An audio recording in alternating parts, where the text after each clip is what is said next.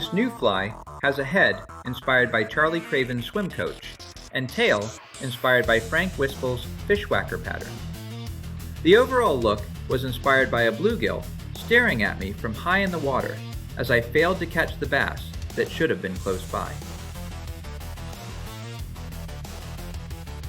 The hook rides upside down, making it mostly weedless. So we poke it through the zonker, tie it in at the back, dub the hook with ice dub. This is a good place for a hot spot if you like. And we tie off the zonker at the head.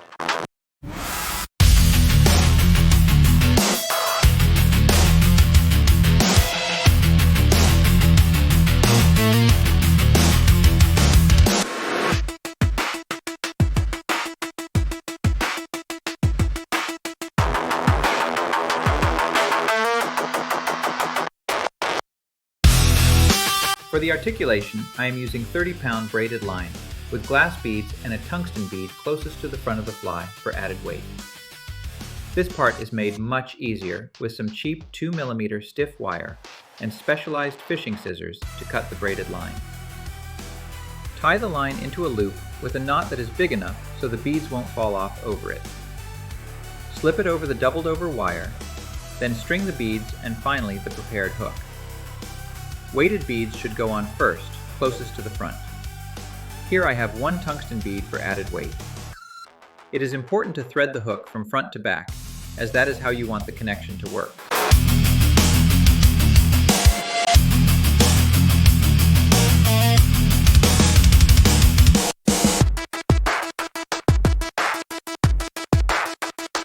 This fly has a weighted keel, with the lead wraps pushed down over the bend of the hook. We will cut off this hook point at the end, and the wraps will be covered by tubing so it will be invisible, but makes a difference in keeping the fly balanced and upright in the water. We are going to pass the trailer line through the hook eye. I leave a little extra play, about 2 bead widths, in the articulation, to maximize motion and maybe create a little clicking as the beads bounce against each other.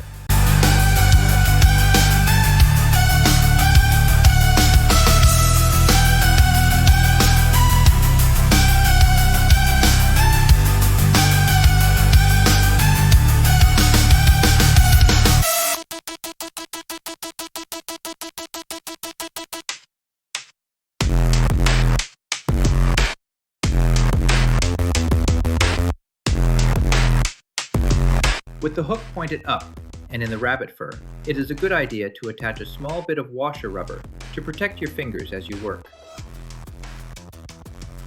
I attach 2 colors of ice dub shimmer on the bottom, and then the zonker on the top. I double over the zonker to secure it better, and to leave a little extra bulk in the collar that is used to flare the possum head.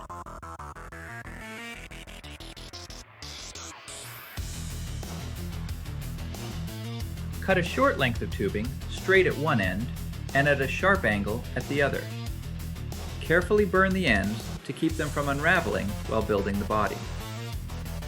After attaching the tubing, we coat it with UV Flex to improve durability.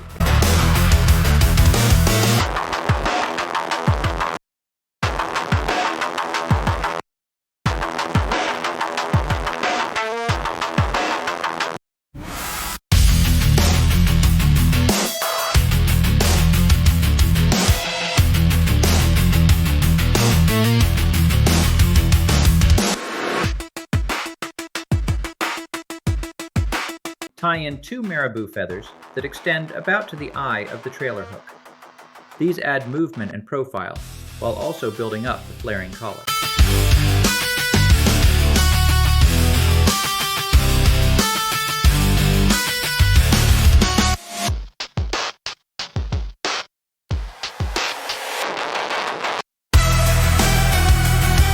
Finally on the body, I add rubber legs, because I like them.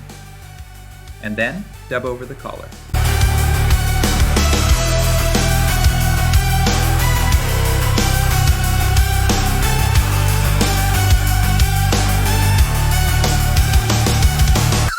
For the head, I am using a dubbing loop to spin a rope of possum fur.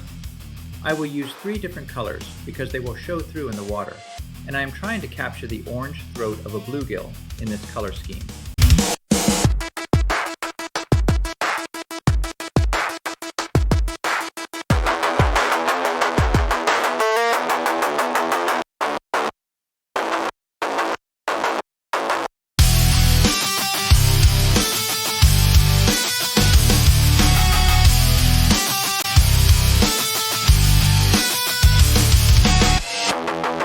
I go back and forth between putting multiple colors in the same loop and using a separate loop for each color.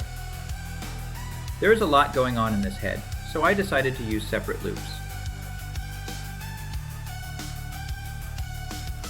I am mixing some of the iced up shimmer into the final loop to add a bit of color variation and sparkle to the head.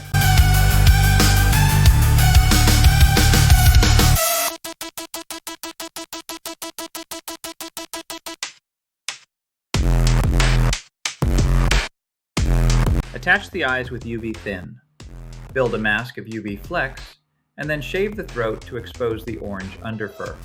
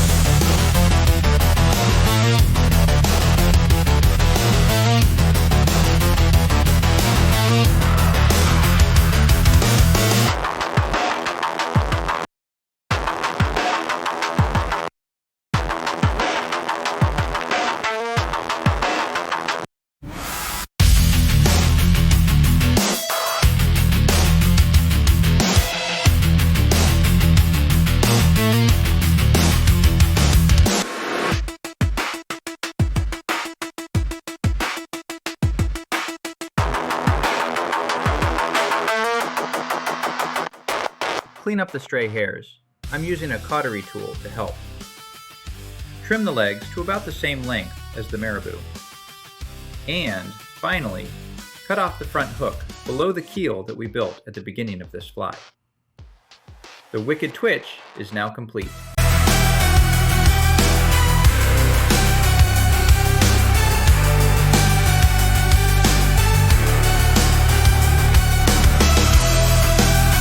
I am developing this fly to have a large profile with low bulk, lots of action, imitative coloring, and great flexibility for tying it in different weights that remain balanced.